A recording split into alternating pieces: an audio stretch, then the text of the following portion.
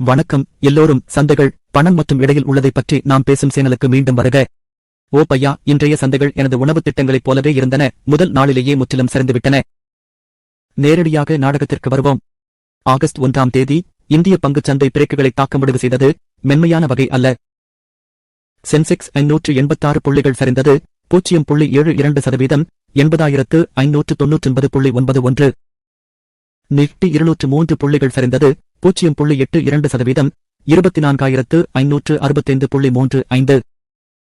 BSc mid cap 1.37% சரிந்தது. Small cap 1.59% சரிந்தது. சுருக்கமா சொன்னா 5 லட்சம் கோடி ரூபாய் மதிப்புள்ள முதலீட்டாளர் சொத்து இன்னைக்கு மாயமா போச்சு. வார இறுதி விற்பனையில என் சம்பளம் மாதிரி. சரி, கேஸ் இல்லாம என் போனை விட மார்க்கெட் ஏன் வேகமாக சரிந்ததுன்னு 3 காரணங்களை பேசலாம். நல்ல நண்பர்களே, டொனால்ட் ட்ரம்ப் திரும்பி வந்துவிட்டார். இந்த முறை ஆகஸ்ட் 1 முதல் அமெரிக்காவிற்கு இந்தியாவிலிருந்து இறக்குமதி செய்யப்படும் பொருட்களுக்கு 25% வரிகளை விதித்துள்ளார். அவர் அதோடு நிற்கவில்லை. இந்தியா ஷே எண்ணெயை வாங்குவதற்கு ஒரு மர்மமான அபராதத்தையும் விதித்தார். எண்கள் இல்லை, தெளிவு இல்லை, அடிப்படையில் விதிமுறைகள் மற்றும் நிபந்தனைகள் பொருந்தும் என்பதன் பொருளாதார பதிப்பு. வெளிநாட்டு முதலீட்டாளர்கள் இந்திய பங்குகளில் இருந்து மோசமான புகை போல வெளியேறி வருகின்றனர். ஜூலை மாதத்தில் மட்டும் அவர்கள் 47,667 ரூபாய் கோடியை வெளியேற்றினர். அது எழுத்துப்பிழையல்ல.